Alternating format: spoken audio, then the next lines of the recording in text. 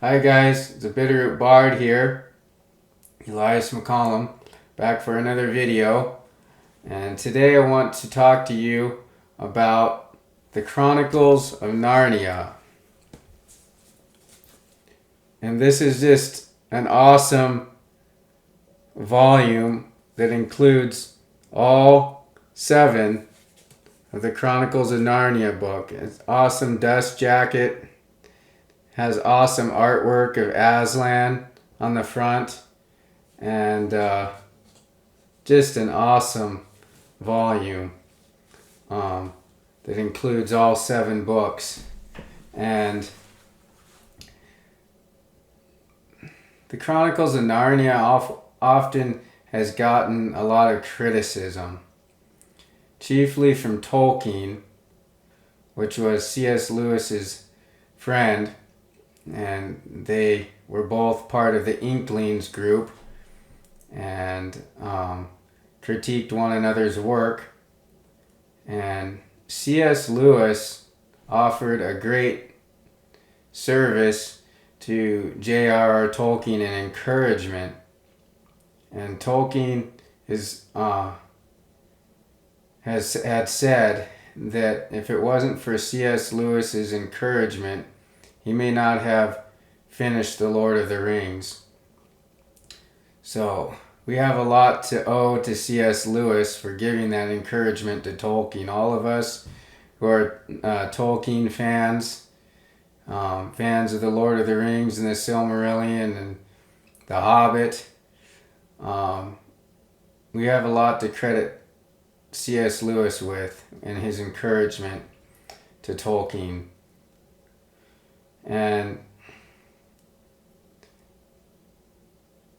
But just because my favorite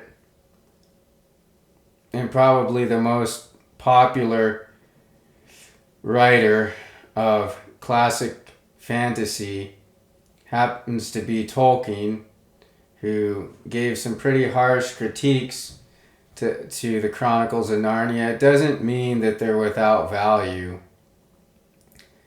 Some of his critiques of it were based in some validity,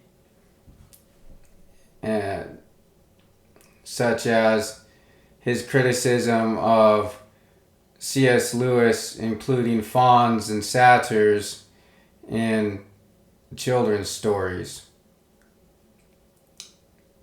because the description in the Greek mythology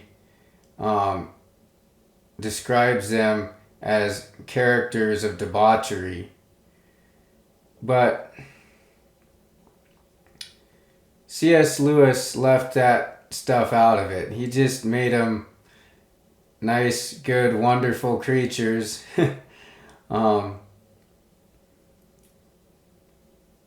that were a delight to children. And that's fine. Tolkien's criticism was that if you're going to use mythology, it should be consistent with the mythology, and you ought not to put mythological creatures that are characterized by debauchery in children's stories. So there's some validity to that critique, but at the same time, C.S. Lewis refashioned their characters to be suitable for children. And I have no real problem with that. Another one of Tolkien's criticisms was that the Chronicles of Narnia were sloppy, because C.S. Lewis didn't have all the timelines and everything worked out just the way that Tolkien thought he should, and the way he does in his works, in The Lord of the Rings and the Silmarillion, The Hobbit. Tolkien crafted a very thorough timeline and calendar for all of his works in the history of Middle-earth, which is awesome. But we got to remember that the Chronicles of Narnia were primarily written for children. And so when you're a child, none of that is going to matter to you. And even as an adult, when I read them, I'm not worried about that. They're just delightful to read, especially to children, and it brings back memories for me of my third grade teacher reading them to us. And anyways, it's really what got me into fantasy. And I believe they're wonderful for children. They're the proper length for a young child to feel that they can pick up the book and finish, because each book ranges from 90 to 120 pages max. So that's a perfect length of book to encourage a child into becoming a reader, because it's long enough that they can take some time to read it. It will take them some time to read, but at the same time, it's not such a massive volume that they will feel like they're not a good enough reader to be able to read through and stick with it and finish it. So C.S. Lewis really had that down for having a proper length novel for children to read and to be confident in reading. The readability of his books is excellent. They're easy for children to understand what's going on. He has no real complex descriptions. It's just everything in the books is clear and concise, and children have no real trouble understanding. Now, there may be a few words that were used more commonly in Lewis's time that children now may not know exactly what they mean, but that's why we have dictionaries. And to me, reading has always been, to me, since I was a child, a way to learn new words and broaden my vocabulary. And so as a child, and even today as an adult, I have no problem with a word being in a book that I don't understand at the time. And it just sparks my curiosity. Oh, this is a new word, and I wonder what it means. And so I look it up in the dictionary, and that's another word that I can add into my arsenal as a writer, broadening my vocabulary. So there's a few words maybe like that children today maybe wouldn't understand exactly for sure, but it's just a few words. It's not like you're going every sentence you have a word that you don't know what it means and have to look it up in the dictionary. So anyways, the readability of the Chronicles of Narnia is excellent for children and adults alike. And they're just all around good, clean reads. Now I want to point out that, the Chronicles of Narnia are a Christian allegory. And I know that C.S. Lewis described them as a supposal to try and say it's not an allegory, it's a supposal, because one of J.R.R. Tolkien's criticisms of Lewis's work was that he doesn't like allegory. He doesn't like direct allegory, and your work is an allegory. I don't like that kind of allegory. Well, that's J.R.R. Tolkien's opinion. That's his that's his preference. And everybody has their own preferences. And I think C.S. Lewis should have just shrugged that off. So he came up with the term supposal, which is a term that he invented to say that his work wasn't actually an allegory. But that was just to try and get the approval of Tolkien. And, while Tolkien was a great man with, with many talents for language and myth and everything, and he's still just one man, and everybody has their own preferences and likes and dislikes. And I believe that C.S. Lewis should have just went with that, said, okay, well, that's your opinion, but you don't like it, but this is what I like, so this is what I'm gonna write. So I feel like C.S. Lewis was worried too much about what Tolkien thought of his work. He was just so hungry to get reciprocated and encouragement, and that's very understandable. That he tried to change the explanation of his work. And I think that was something that he should have just brushed off, because it's not something that's really important. Some people like allegory. I like allegory. It's not, I like reading stories that are non-allegorical, and I like reading stories that are allegorical. My primary satisfaction from reading comes from gaining some wisdom or truth from the work. And you can gain that from non-allegorical works as well as allegorical works. And while Tolkien's work, The Lord of the Rings, isn't a direct allegory, there's many allegorical symbols within it towards Christianity. And so Tolkien wasn't really one who didn't like allegory at all. He just didn't like direct allegory. He had rather write in a way that could leave the interpretation more open to the reader. But there's still many allegorical figures in Tolkien's work. So, anyways, I think C.S. Lewis should have just been more confident in his own writing and realized, well, Tolkien doesn't prefer allegory, but I like allegory, and that's what I like, that's what I'm going to write, and there's nothing to be ashamed of that.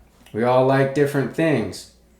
And C.S. Lewis's work, The Chronicles of Narnia, was the most popular children's books in his time, and it goes beyond his generation. I mean, my generation, we grew up loving the reading and hearing them read and loving them, and that's what got us into the fantasy genre. And I still love them. And this volume, this complete volume of all seven books, I read through this several months back. Read through this whole thing, and I really enjoyed it. I really thoroughly enjoyed it. There's much wisdom that a child can learn from these books, from the Chronicles of Narnia. Chiefly he has in there about acknowledging one's faults and shortcomings and taking responsibility for our own actions. And which is something that every child should learn early on, to take accountability for their own actions. And there's many adults today that haven't really learned that lesson. But that's part of being a real man or a real woman, is taking accountability for our own actions, our own foolish actions. Many times we get embarrassed And our pride doesn't want us to admit to what we've done or how it caused harm. But there's no weakness in acknowledging and admitting to our faults and our mistakes and our actions. And when we take full accountability for our own actions, that strengthens us as mature men and women. And so that's something that we should have all, I know I learned it growing up. My parents raised me, you take responsibility for your actions. If you break a window, confess to it and try and work and make a little money to be able to help pay for that window, if not to pay for the whole thing. But our parents, and at least in my generation when I grew up in the 90s, we're still teaching that, to take responsibility for our own actions. And it's sad to see that that's a lesson that is seemingly being lost in our society today. This generation now of young people coming up, they just want everything handed to them on a silver platter, and they don't want to take responsibility for their own actions, no matter what harm it has caused others. And that's sad, that's immature. And so there's really a lot of good values in this. So I'm going to read you an excerpt from that. We really learn that lesson in The Magician's Nephew, where Diggory rung the bell, and that's what brought the witch out of Charn into his world, and then trying to get her back in her own world, they ended up in Narnia, and that's how the White Witch ended up in Narnia. And evil was brought into Narnia just minutes after its creation. And Aslan held him responsible for it. And he had to learn that lesson. He needed to take responsibility for that action. So I'm going to read that to you here. It says, "Please, Mr. Lion, Aslan, sir," said Diggory, "could you, may I please, will you give me some magic fruit of this country to make my mother well?" He had been desperately hoping that the lion would say yes. He had been horribly afraid it might say no, but he was taken aback when it did neither. "This is the boy," said Aslan, looking not at Diggory but at his counselors. "This is the boy who did it." "Oh dear," thought Diggory, "what have I done now?" "Son of Adam," said the lion, "there is an evil witch abroad in my new land of Narnia. Tell these good beasts how she came here." A dozen different things that he might say flashed through Diggory's mind, but he had the sense to say nothing except the exact truth. Amen. So we learn honesty. Children learn honesty as well as accountability. "I brought her, Aslan," he answered in a low voice. "For what purpose?" "I wanted to get her out of my own world back into her own. I thought I was taking her back to her own place." "How came she to be in your world, son of Adam?" By magic." The lion said nothing, and Diggory knew that he had not told enough. "It was my uncle, Aslan," he said. "He sent us out of our own world by magic rings. At least I had to go because he sent Polly first, and then we met the witch in a place called Charn, and she just held on to us when—" "You met the witch?" said Aslan in a low voice which had the threat of a growl in it. "She woke up," said Diggory wretchedly, and then turning very white, I woke her, because I wanted to know what would happen if I struck the bell. Polly didn't want to. It wasn't her fault. I I fought her. I know I shouldn't have. I think I was being a bit enchanted by the writing under the bell." "Do you?" asked Aslan, still speaking very low and deep. "No," said Diggory. "I see now I wasn't. I was only pretending." There was a long pause, and Diggory was thinking all the time, "I've spoiled everything. There's no chance of getting anything for Mother now." When the lion spoke again, it was not to Diggory. "You see, friends," he said, "that before the new clean world I gave you is 7 hours old, a force of evil has already entered it, waked and brought hither by this son of Adam." The beasts, even Strawberry, all turned their eyes on Diggory, till he felt that he wished the ground would swallow him up. "But do not be cast down," said Aslan, still speaking to the beasts. "Evil will come of that evil, but it is still a long way off, and I will see to it that the worst falls upon myself.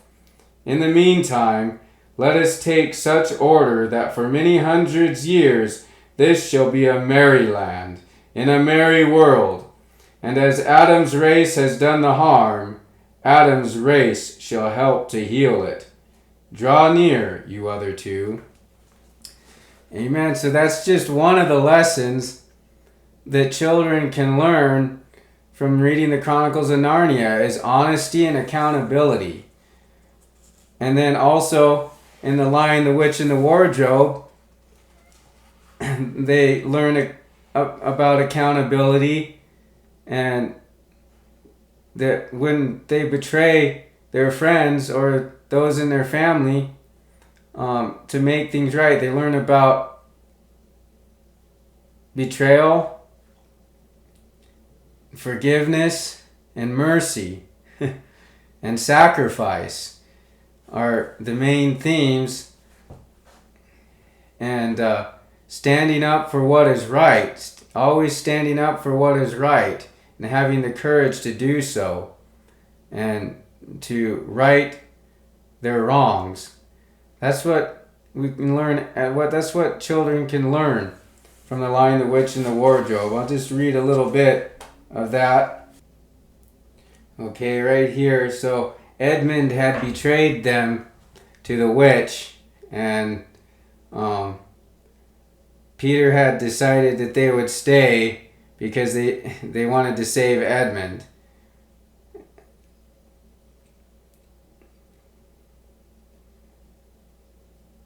So children can learn about loyalty too in this. Loyalty, forgiveness, mercy, sacrifice.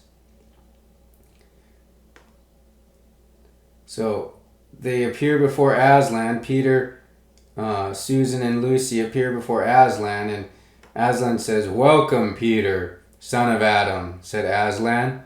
"Welcome, Susan and Lucy, daughters of Eve. Welcome, he-beaver and she-beaver."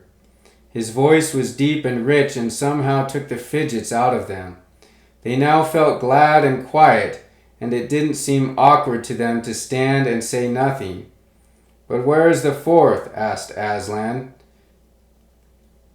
"He has tried to betray them and joined the White Witch, O Aslan," said Mr. Beaver. And then something made Peter say, "That was partly my fault, Aslan. I was angry with him, and I think that helped him to go wrong." Amen. And so forgiveness and making things right many times requires fessing up and owning up on both sides. So Peter acknowledged his fault, and Edmund had to acknowledge his fault. So, people don't just normally do wrong or betray others on a whim, but oftentimes there's a buildup of different things that causes deep resentment, and it requires accountability and honesty on both sides to really make things right and to heal the wounds. I wish people would do that more in our world today. Oftentimes, you can't make anybody do anything. All you can do is you can forgive them in your heart and pray for them. But it sure is wonderful when people on both sides own up and take accountability for their wrong actions or mistakes. It just clears the air. It just really clears the air. And it's wonderful when friends and family who have disagreements or problems between each other, when they can just get the air completely clear between them and really renew that relationship.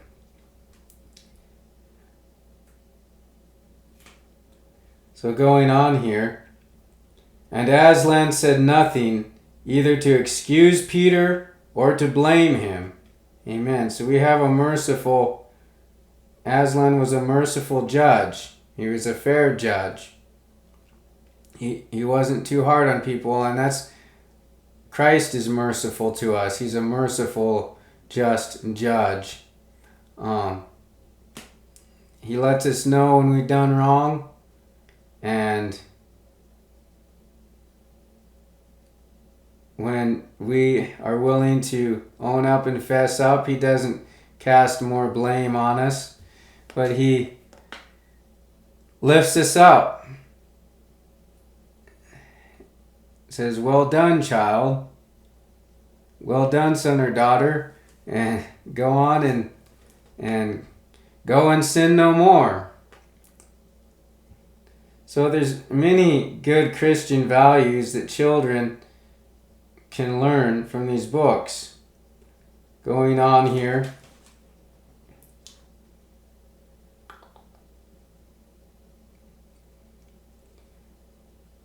But merely stood looking at him with his great unchanging eyes. And it seemed to all of them that there was nothing to be said. Amen. Aslan, like Christ, he knew everything that was going on. He knew everything that was in their heart.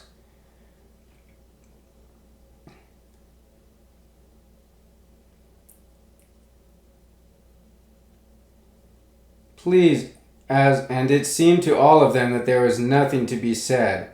"Please, Aslan," said Lucy, "can anything be done to save Edmund?" "All shall be done," said Aslan, "but it may be harder than you think." And then he was silent again for some time. Up to that moment, Lucy had been thinking how royal and strong and peaceful his face looked. Now it suddenly came into her head that he looked sad as well, but in the next minute that expression was quite gone. The lion shook his mane and clapped his paws together. Terrible paws, thought Lucy, if he didn't know how to velvet them, and said, "Meanwhile let the feast be prepared. Ladies, take these daughters of Eve to the pavilion and minister to them." When the girls had gone, Aslan laid his paw, and though it was velveted, it was very heavy, on Peter's shoulder, and said, "Come, son of Adam, and I will show you a far-off sight of the castle where you are to be king." And Peter, with his sword still drawn in his hand, went with the lion to the eastern edge of the hilltop. There a beautiful sight met their eyes. The sun was setting behind their backs. That meant that the whole country below them lay in the evening light, forest and hills and valleys, and could have seen what happened in that valley after they had gone. I think they might have been surprised. Anyways, I'll stop there, but that's just some more of the values that children learn from these great books that C.S. Lewis had written, these great children's stories.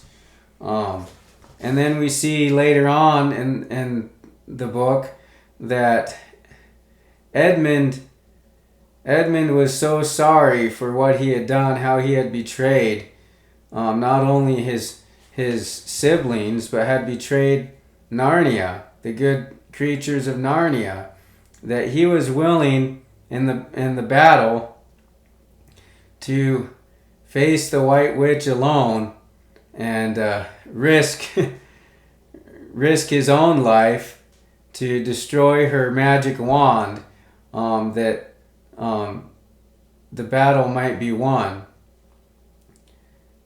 And so that experience of betrayal, though evil it was used for good. The Pevensey children remember in The Magician's Nephew that Aslan said that the wrong would be righted by a son of Adam. And so it was the Pevensey children that righted that wrong in The Lion, the Witch, and the Wardrobe.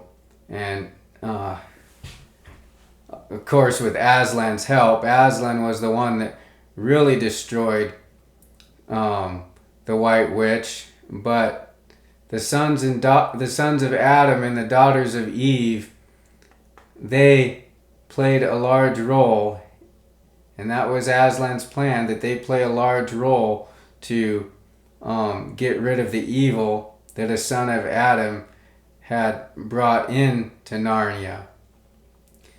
And there's an allegory in that. We read in the Bible about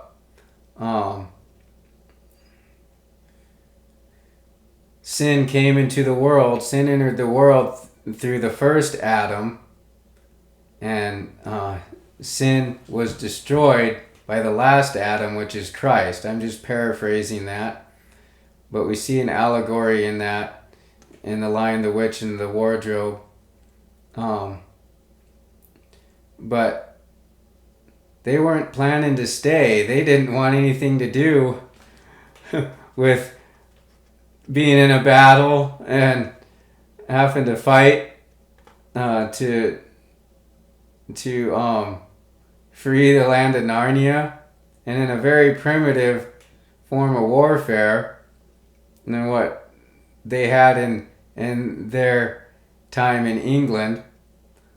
But they stayed because of Edmund's betrayal. That's what allowed them to stay and right the wrong. Had Edmund not betrayed them, they would not have stayed there to fulfill the prophecy and to right that wrong. And then it also did a good work.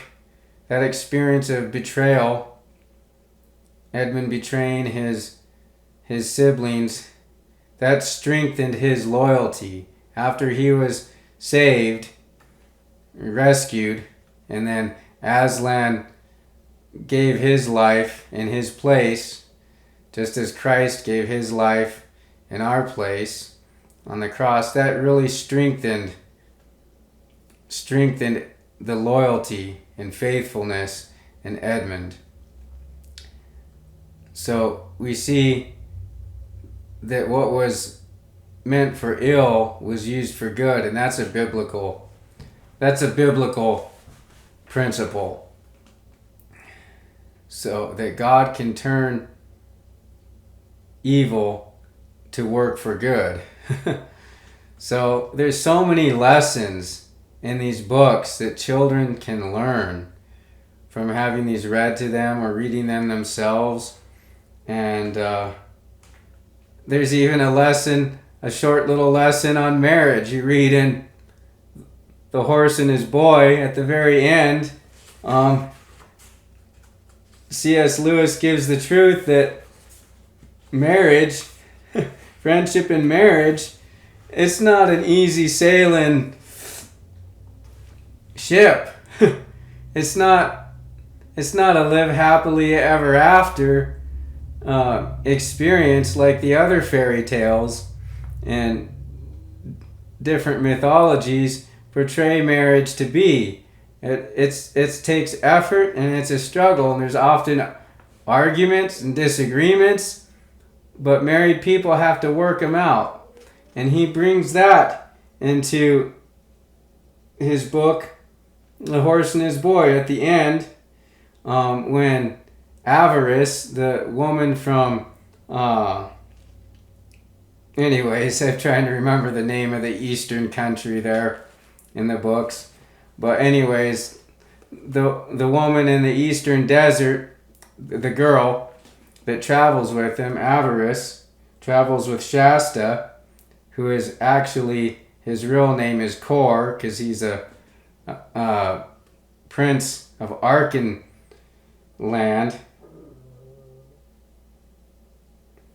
Yes, Archenland. I was getting that name a little bit confused with another name in another series I'm reading right now, The Song of Echoes. But anyways, Archenland. Shasta was a prince of Archenland that was stolen, and he escapes and meets Avarice, and they travel together, and in the end they get married and become the next king and queen of Archenland. But C.S. Lewis gives a little bit of wisdom about what marriage is like in that, and I just want to read it here. It says, Avarice also had many quarrels, and I'm afraid even fights with Kor, but they always made it up again. So that years later, when they were grown up, they were so used to quarreling and making it up again that they got married so as to go on doing it more conveniently. And after King Loon's death, they made a good king and queen of Archenland. So that's a lesson that children can learn. Marriage isn't just a happily ever after. I mean, it can be many, many happy moments. But there's going to be some struggles too. But you just have to work through the struggles and work it out. And it's much the same with any relationship or friendship. It's not always smooth sailing. But you have to be willing to work it out to keep a good relationship. So there's so much wisdom in these books, the Chronicles of Narnia, that children can learn. And in Prince Caspian, there's a real lesson in faith. Remember, Lucy is the only one that can see Aslan, and the rest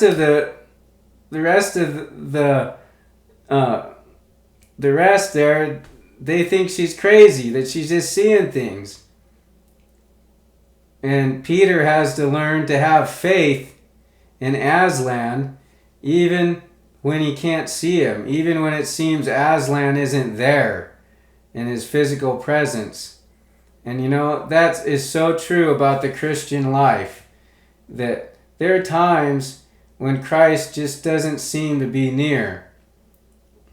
We go through trials and we wonder, where is God? Where is God in this?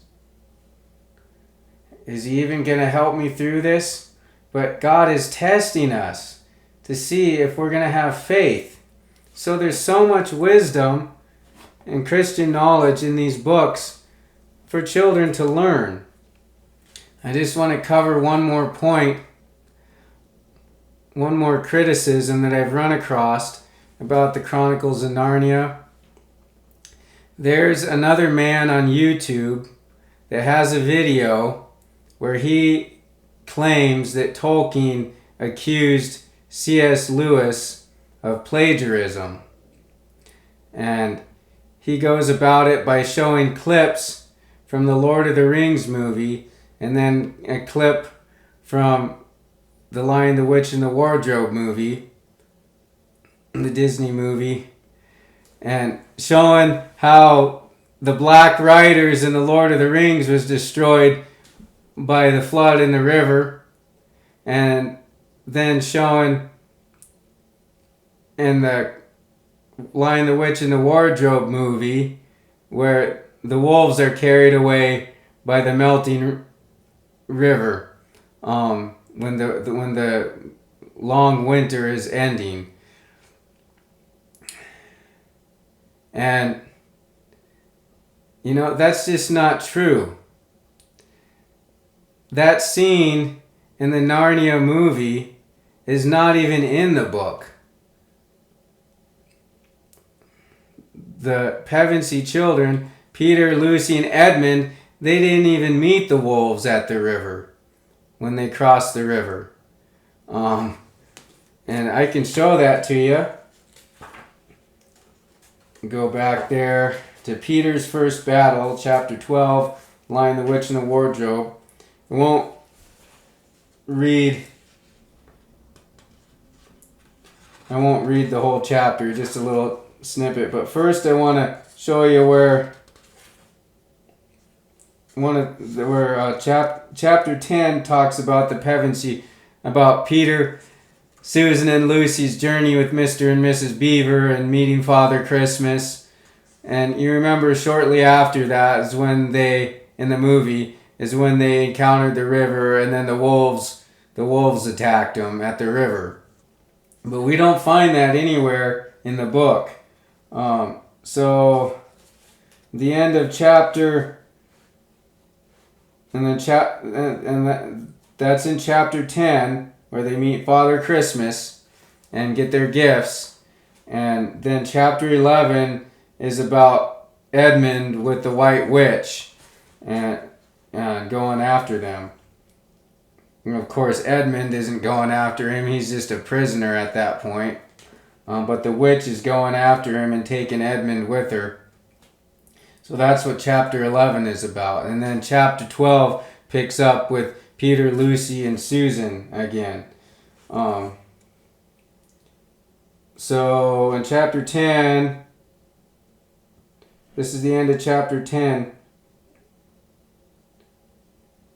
When they received the gifts and the food from Father Christmas, it says Peter had just drawn his sword out of its sheath and was showing it to Mr. Beaver when Mrs. Beaver said, now then, don't stand talking there till the tea's got cold, just like men. Come and help to carry the tray down and we'll have breakfast. What a mercy, I thought of bringing the bread knife. So they're obviously not attacked by wolves here. They obviously haven't met the wolves. So down the steep bank they went and back to the cave, and Mr. Beaver cut some of the bread and ham into sandwiches, and Mrs. Beaver poured out the tea, and everyone enjoyed themselves. But long before they had finished enjoying themselves, Mr. Beaver said, time to be moving on now. So that ends chapter 10. And then when it picks up with them again, in chapter 12, Peter's first battle,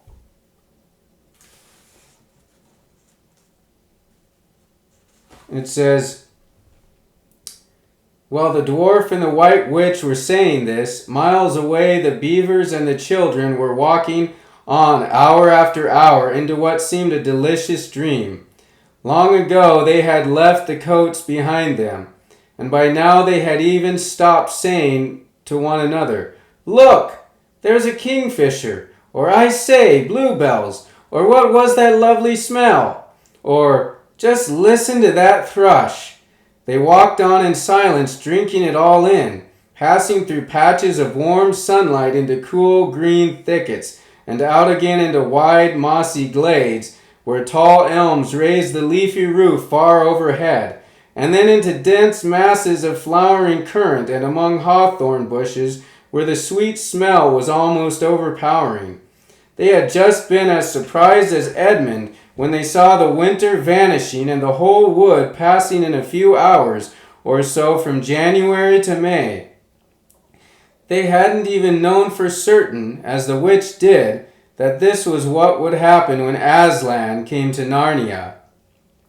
But they all knew that it was her spells which had produced the endless winter, and therefore they all knew when this magic spring began that something had gone wrong, and badly wrong, with the witch's schemes. And after the thaw had been going on for some time, they all realized that the witch would no longer be able to use her sledge.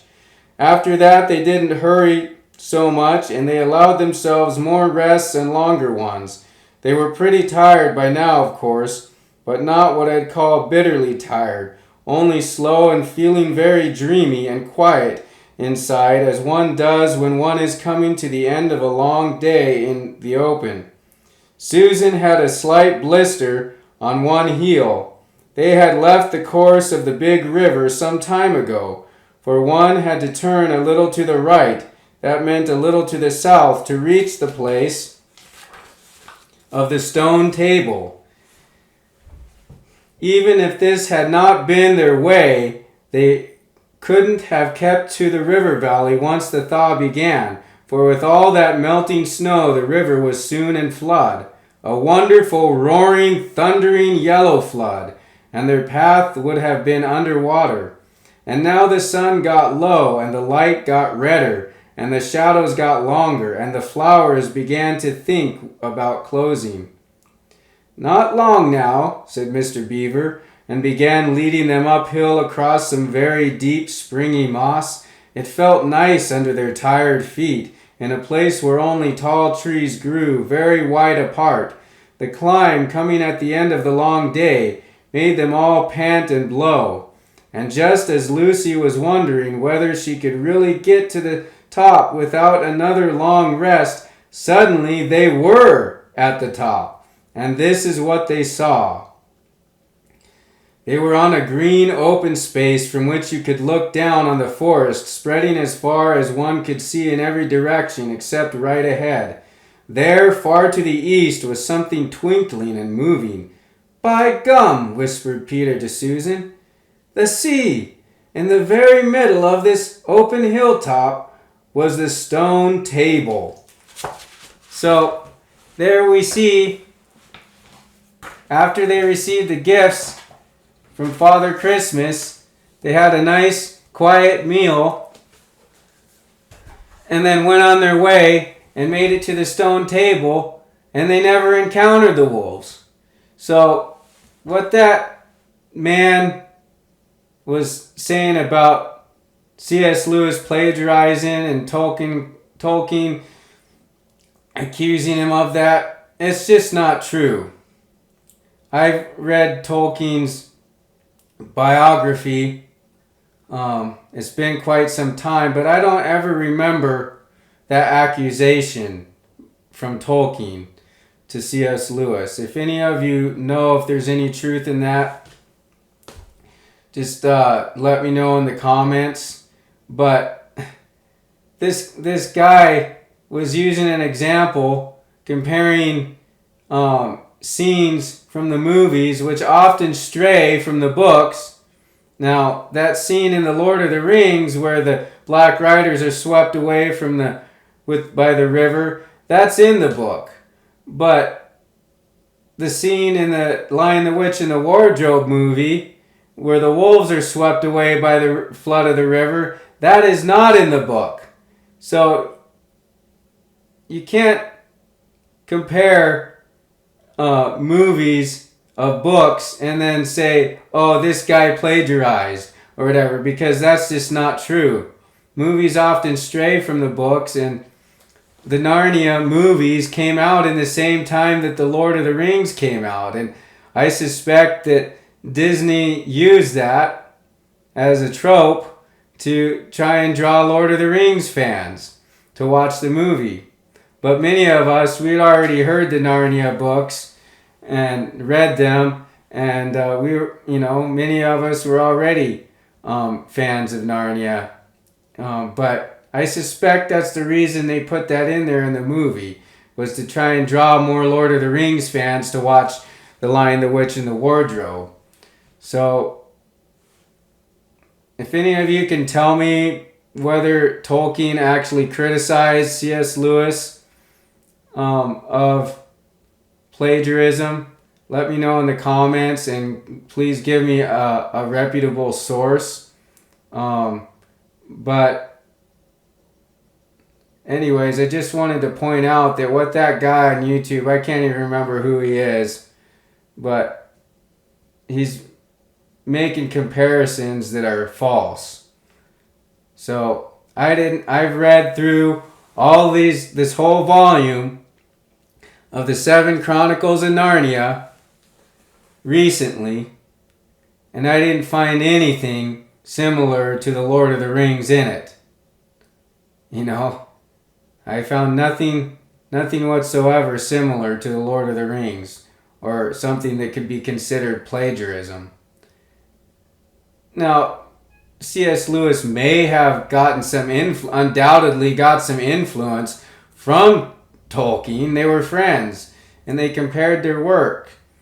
And but all authors do that. Tolkien got his influence from the Norse myths, and studying the works of Old English.